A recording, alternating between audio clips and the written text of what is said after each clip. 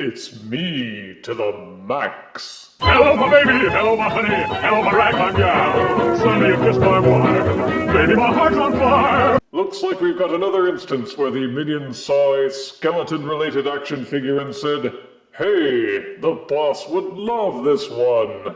And thus we now review Maxillius the Harvester from the Mythic Legions line of figures from Horsemen Studio. Well, they're at least good at naming themselves, I guess. So, what are the Mythic Legions?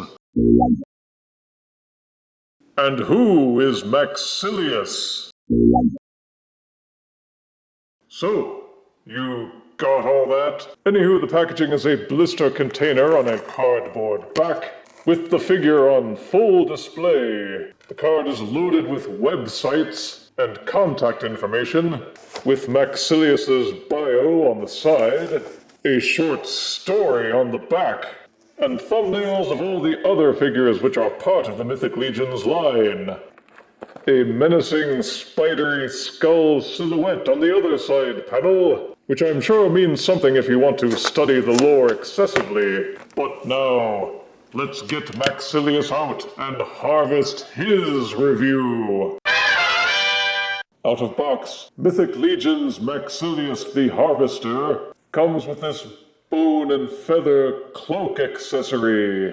Also this bony drape for his front, a black robe, this cool portable hourglass, an alternative skull head, a cheap piece of twine to serve as a belt for the robe, 2 replacement hands, and a Reaper scythe. The figure comes packed wearing his cool black robe, along with a cheap twine belt, which I plan to replace with a craft chain. We've removed the robe for the sake of reviewing the figure itself, and here it is, Maxillius the Harvester. It's a bone-colored skeleton, but like with the Raging Trickster figure, this one has much thicker bones, which makes it more stable on its feet, less floppy, and easier to pose and handle. The trade-off is that the bones look disproportionately thick, but I found with most skeleton-based action figures, especially the ones at a smaller scale, it's worth putting up with the thicker bones to have a skeleton figure that isn't always collapsing like a pile of matchsticks. The figure feels like it's made out of softer plastic. There's a bit of flex to it,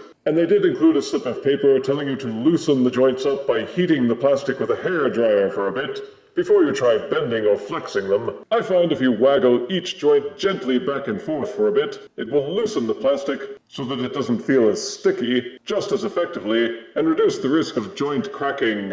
There doesn't seem to be much paint application. Most of the detail is in the sculpting, and they did a good job with that. All the bones seem to have dimension to them, and the figure doesn't seem flat or dull. The fingers, toes, ribs, and spine in particular seem well defined. Even the coccyx. Don't snicker, Crow. The legs and feet are thick enough that the figure doesn't topple easily, thank goodness. The rib cage seems to contain a separately molded object. It's hard to tell, but they could be a set of rotting internal organs, which shows great attention to detail, because unless you remove the robe, you would never notice. But it's the head that really grabs your attention. Maxillius's skull has a mutated, more sinister look than an ordinary skull might have. The skull cap has a cracked, almost rotting look on top. The eye sockets are covered up, as if knotted with corruption. Or maybe he's just got a lot of eye boogers. And the rictus is grotesquely elongated, with a much deeper jawline and more teeth, just so you know that he's the Harvester. Decking him out with his accessories can limit the articulation, so we'll go out of order and profile the articulation first. Maxillius the Harvester's head is ball-socketed, just at the base of the skull, so it will tilt forwards and backwards, left and right, and do a full rotation. Each shoulder is hinged and socketed, so the arms will rotate all around, as well as squaring up and down. Each forearm will swivel in the elbow socket, and the elbows themselves are hinged, with what feels like a soft ratchet, allowing the arms to angle just slightly over 90 degrees. The hands plug into the wrists, so they can be freely rotated. The wrists are also hinged, so the hands will fold in and out. Curiously, the right wrist is hinged so that it will fold in and out, but the left wrist is hinged opposite so it will fold only up and down. There's a ball socket in the spine just inside the rib cage, allowing for a waist rotation as well as a modest ab crunch. Each hip joint is both socketed and hinged, so the legs will kick forwards and backwards, as well as splaying in and out. There's a single hinge at the back of each knee, allowing each knee to be folded back. The shins will swivel just below the knee. Each foot will swivel at the base of the shin, and the ankles are hinged for tilting up and down. There are 3mm ports at the base of each foot, which allows Maxillius to use most figure stands.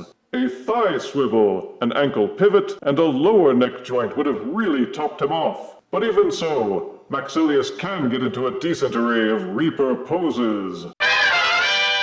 As for all the accoutrements, you can pop Maxillius's head off its ball socket and replace it with a traditional skull, which I will likely do for obvious reasons. You can also pop out the hands from the forearms to replace those. The hands are a more flexible plastic, which means you can pry the fingers open just a little and insert the lantern, or thread in the handle of the Reaper scythe. Oh, ho, ho, ho, ho. It's Reaperific. On his back, just between the scapula, there are 2 ports, which are spaced so you can plug in the weird feather cloak thingy, which has bones and a hula hoop, I guess. Either that, or it's an easy carry handle. By itself, it's kind of an eyesore, but when you plug it on to Maxillius, it does seem to give him a bit more gravitas. Even if he can no longer chase you through narrow hallways. Then there's the front piece. A mass of bones arranged into kind of a front curtain. Use the chain to drape it around his neck for even more boniness. But be careful with these, especially the front piece. They are also made of a softer plastic, and each has a lot of delicate-looking sculpt work and thin connections that could easily tear, leaving Maxillius feeling Maxillius. But they say clothes make the man, and Maxillius does come with a real cloth robe. The cloth is thin enough that it doesn't look cheesy, like the ugly polyester outfits they usually slap onto Barbie and Superman figures. The lower hem is artfully tattered. The cuffs of the sleeves and the opening of the hood have thin wires embedded, which allow you to sculpt the robe in some measure. Pop off the skeleton head and hands, and that makes it easier to slide the robe onto him with minimal resistance. It's still a fiddly process, and you won't want to do it often for risk of damaging the cloth. Best to leave him either robed or robeless. Can you guess my preference? Once the robe is on, the coolness factor increases by approximately 57%. The cloth is pretty thin, so definitely don't play too rough with it or try to stretch it much when posing the figure. That, in the end, is the biggest factor when Maxillius is wearing the robe. The figure can still do all the things that it could do before. You can plug in the bony feather cloak, you can hang the drape up front, swap out the hands, swap out the heads, and equip the hourglass or the scythe. What you can't do is pose him as freely. The robe blocks some of the range of motion when posing, and there's just no way around that. You can pinch the wires in the sleeves to help keep them snug around his wrists. You can also shape the opening of the hood to maximize the exposure of the skull face.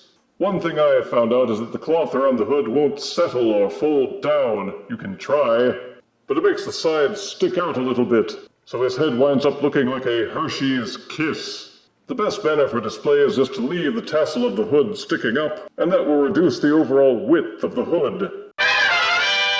Standing at 6.6 inches and weighing 3.7 ounces with his feather cloak and bone drape, here is Mythic Legends Maxillius next to the Raging Trickster. Here he is next to a Golden Axe Dead frame, and next to Jada Toys Frankenberry. If this figure is any indication, then the Mythic Legends figures seem like a quality set. Granted, I won't be collecting all of them, since I already have the one that looks the most like me. But fans of the overall aesthetic would probably not be disappointed by having the whole set. As for Maxillius the Harvester, positives are that the base figure looks good and poses well. It's got enough heft that you won't feel like they skimped. It comes with a number of accessories which allow you to customize his appearance just the way you like it. Negatives are that it's kind of pricey for the size, but hey, what isn't these days, am I right? Huh? The material used is softer and more flexible, along with all the issues which come with that choice. Some of the accessories especially feel a bit flimsy. Mine came with 2 right hand replacements. Instead of a left and a right, the robe gets in the way of some of the posing. Some people may not be a fan of all the jutting, bony stuff, or the custom Maxillius head. They also may not like the exaggerated thickness of the bones in the skeleton itself. But Reaper fans, like myself, agree that this figure is cool. If you think it's cool, then look it up on BigBadToyStore.com or other distributors. I'll be adding Maxillius the Harvester to my skeleton crew with a score of 7 out of 10 deaths. Because this scythe-wielding dude makes the cut. If you refuse me, honey, you lose me. Then you'll be left alone, oh baby. Tell them all and tell me I'm your own.